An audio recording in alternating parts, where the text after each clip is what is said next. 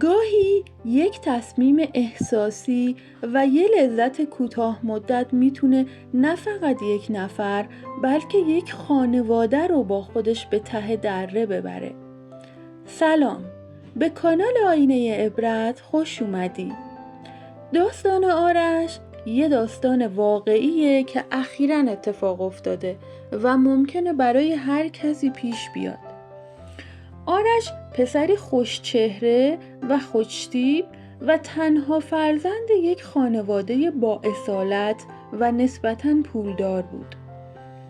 بعد از اتمام دانشگاه وقتی دید از مدرک تحصیلی نون و آب در نمیاد، با یکی از دوستای صمیمیش تصمیم گرفتن یه جا رو اجاره کنن و مشاوره املاک بزنن. آرش پسر جذابی بود و دخترای زیادی آرزو داشتن که همسرش بشن. اما آرش قصه ما عاشق دختری به نام نازنین بود و میخواست که باهاش ازدواج کنه. نازنین از یه خانواده سطح پایین بود و کلی آرزو داشت.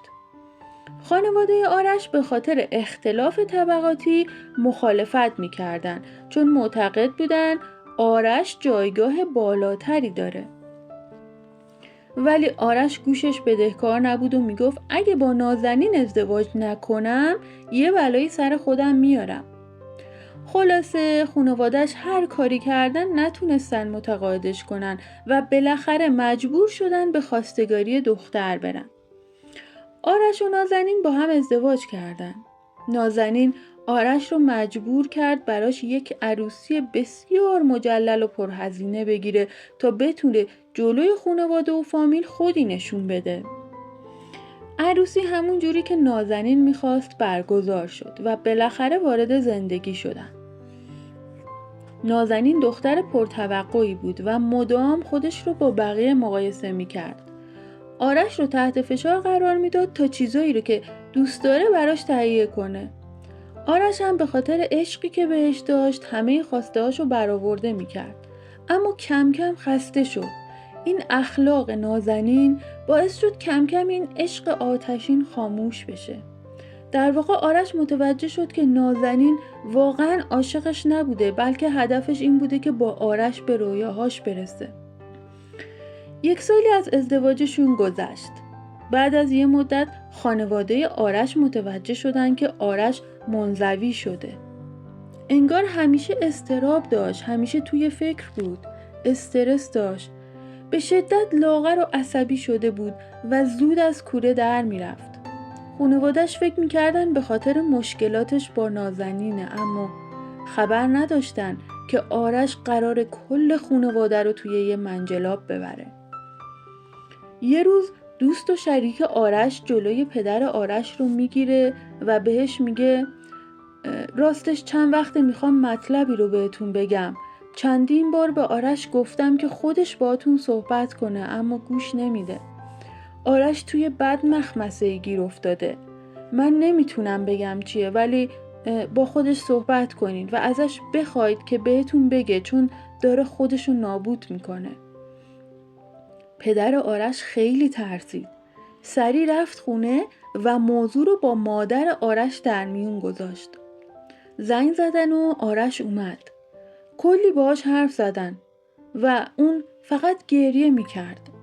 وقتی اصرار خانواده‌اش رو دید به دروغ گفت که یه نفر سرش کلاه گذاشته و حسابشو خالی کرده. پدرش گفت خب ازش شکایت میکنیم، گول خوردی، اشکالی نداره، من کمکت میکنم. فقط خودتو جمع و جور کن، به زندگیت بچسب که لااقل زندگی تو از دست ندی. چند روزی گذشت تا اینکه یه روز یکی از بستگان به پدر آرش زنگ میزنه و میگه که آرش چندین بار مبالغ سنگین ازش قرض کرده و قول داده که پرداخت کنه اما بعد از چند ماه هنوز پرداخت نکرده. پدر آرش شوکه شد. دوباره زنگ زدن و آرش اومد. گفتن آرش راستشو بگو، چی کار کردی؟ بالاخره آرش به حرف اومد و گفت که قربانی یک توطئه شده. آرش گفت چند وقت پیش یه زن شیک و با کلاس اومد بنگاه دنبال خونه. خیلی خوشگل بود، از اونایی که واقعا نمیشد نگاش نکرد.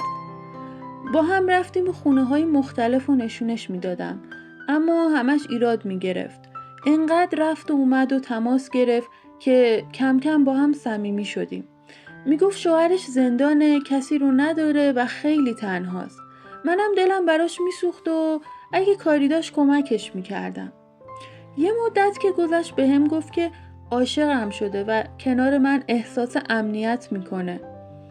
یه روز زنگ زد و گفت که میخواد خونش رو بفروشه و به بهانه فروش و نشون دادن خونه منو کشون توی خونه. وارد خونه که شدم ازم پذیرایی کرد و بعد نشست کنارم. دستمو گرفت و شروع کرد به ابراز احساسات. و بعدش متوجه نشدم چطور شد که باهاش رابطه برقرار کردم. از فردای اون روز هر چی زنگ زدم دیگه جوابمو نداد. بعد از چند روز که جواب نداد رفتم در خونش. دیگه اونجا نبود، نه خودش، نه وسایلش، نه رد پایی. نگو اینا همه نقشه بوده و توی خونه دوربین کار گذاشته بوده. چند روز بعد یه شماره ناشناس زنگ زد بهم. یه مرد بود. بهم گفت چطوری بچه خوشگل؟ گفتم شما. گفت چند روز پیش رفته خونه شیما. اولش فکر کردم شوهرشه.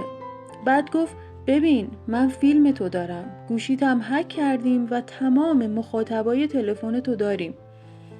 یا پولی که میخوام رو میدی یا این فیلم رو برای تمام مخاطبات ارسال میکنم.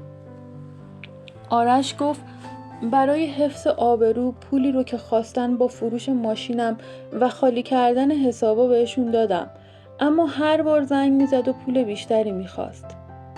هر چی که داشتم و بهشون دادم، حتی طلاهای زنم و دزدکی فروختم، اما بازم پول میخواست. برای همین مجبور شدم به خاطر آبروم پول قرض کنم. پدر و مادرش خیلی ناراحت شدن، ولی خب فکر میکردن میتونن شرایط رو جوری درست کنن که کسی نفهمه. اما کم کم افراد زیادی زنگ میزدن و میگفتن که آرش ازشون پول قرض کرده و پرداخت نکرده. دیگه کسی از آشنا و فامیل نمونده بود که آرش ازش پول قرض نگرفته باشه. حتی خانواده زنش. هر چقدر که پرداخت میکردن بازم یکی دیگه زنگ میزد و تمومی نداشت. آرش آبرو برای خانوادش نذاشته بود. وقتی که همه چیز فاش شد و نازنین ماجرا رو فهمید، درخواست مهریه و طلاق داد. مهریه سنگین نازنینم شد یه دردسر دیگه. به پلیس فتا رفتن و شکایت کردن. اما همه چیزشون جعلی بود، نتونستن هیچ سرنخی از اون مرد و زن پیدا کنن. هیچ ردی ازشون نبود. یه تله حساب شده برای ویرانی یک خانواده.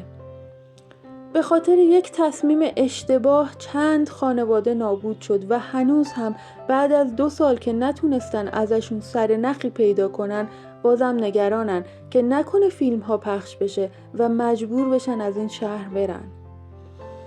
همیشه توی زندگی لحظاتی پیش میاد که بین انتخاب عقل و احساست گیر میکنی. واقعیت اینه که مغز ما دوست داره راحت ترین راه رو انتخاب کنه و همیشه میره سراغ احساسات. اما باید بدونیم که احساسات زود گذرن، اما عواقبشون گاهی تا ابد باقی میمونه. پس همیشه باید منطق رو کنار احساسمون داشته باشیم. من توی این کانال داستان‌های واقعی که ممکنه برای هر کدوم از ما پیش بیاد رو روایت میکنم، برای اینکه میخوام کنار هم از تجربیات هم استفاده کنیم.